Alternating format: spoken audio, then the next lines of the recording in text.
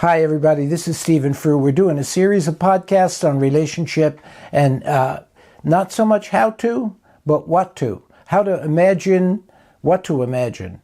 And we're calling it scaffolding. That's a kind of metaphor for what happens in relationship and the patterns that you bring into relationship.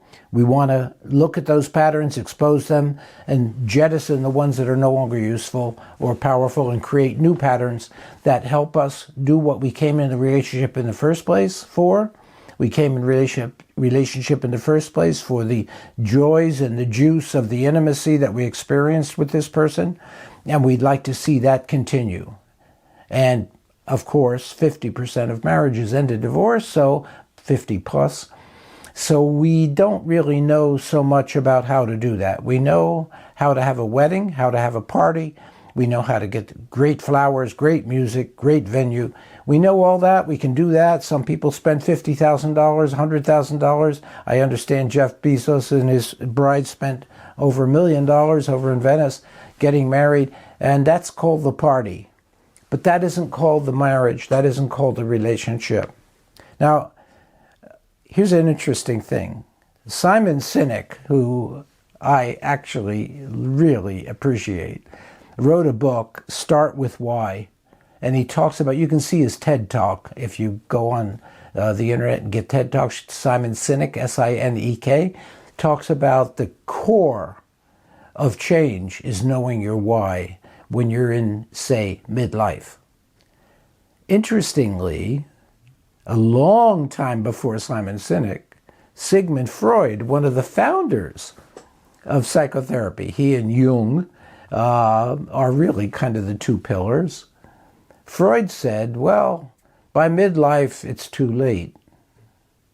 People have so much, you're never going to get to it, and they've lost the desire. I actually have the quote here. It's something like this.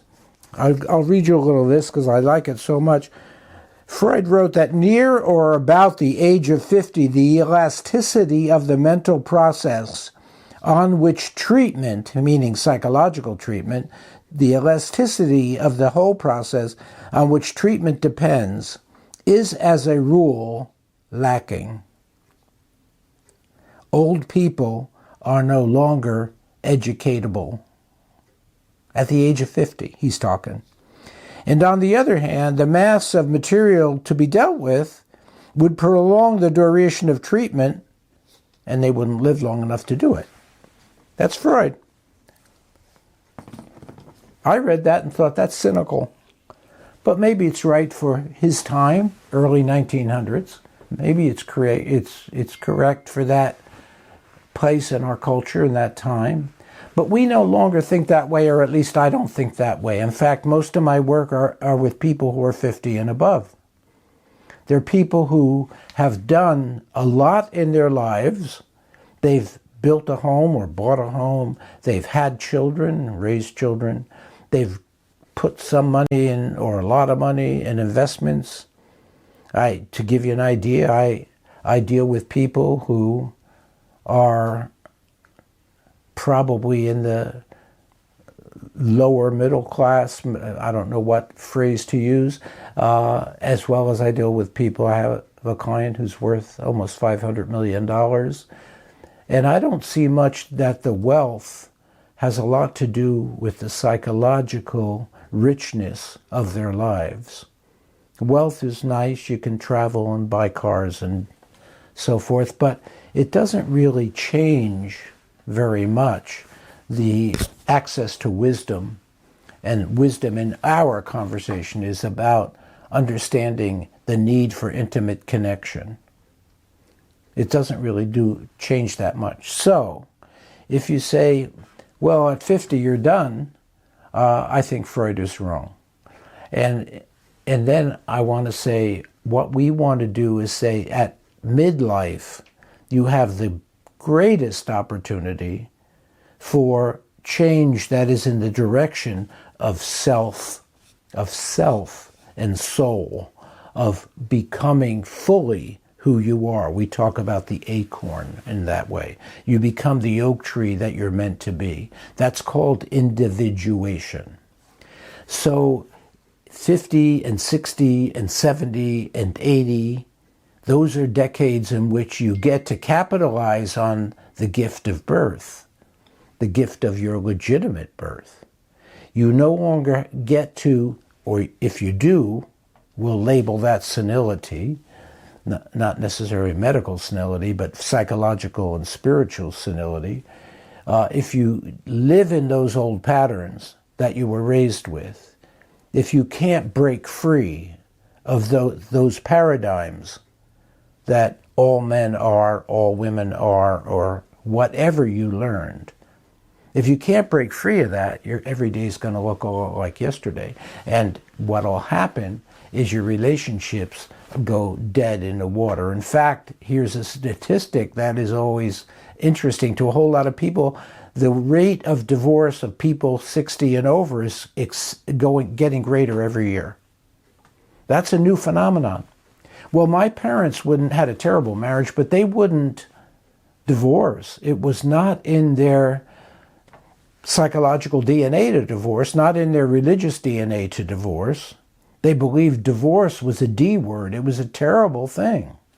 And they had a lot of reasons to believe that because of the years that the primary years in their marriage. They were married in 1927.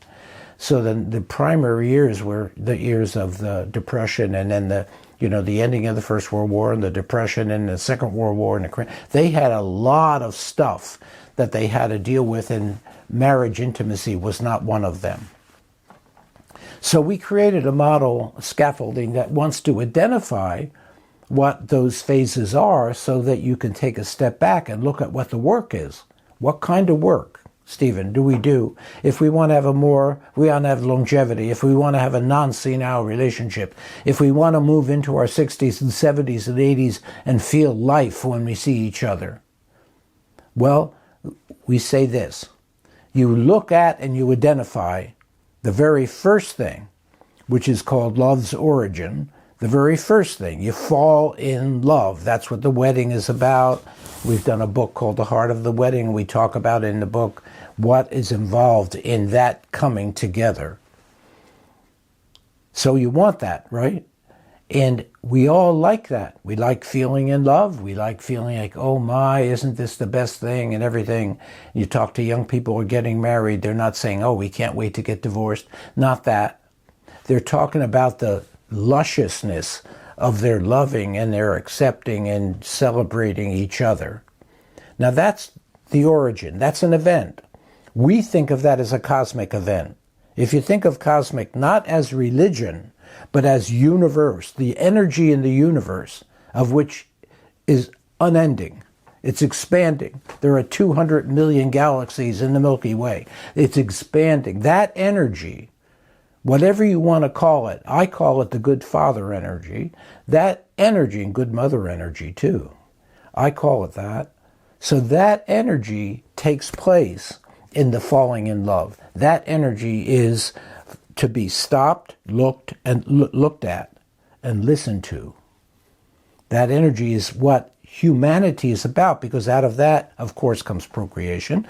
But if you're a couple that decided not to have children, a different kind of birth takes place. The possibility of it takes place, and babies will be born, whether they're human babies or creative babies. You have the possibility in that loving of partnering with somebody who resonates to what you partner with, and who then is a partner in this life journey towards intimate connection. So that's the first thing, love's origin, and whether or not you capitalize on that. And then from there, we'll go to the three phases beyond that, which are the elementary phase, the transitional phase, and the transformational phase. And then that is towards the completion of life. That is called the phase of service or legacy. That's where we're going to go next. Thanks. This is Stephen Frew. I'll see you next time.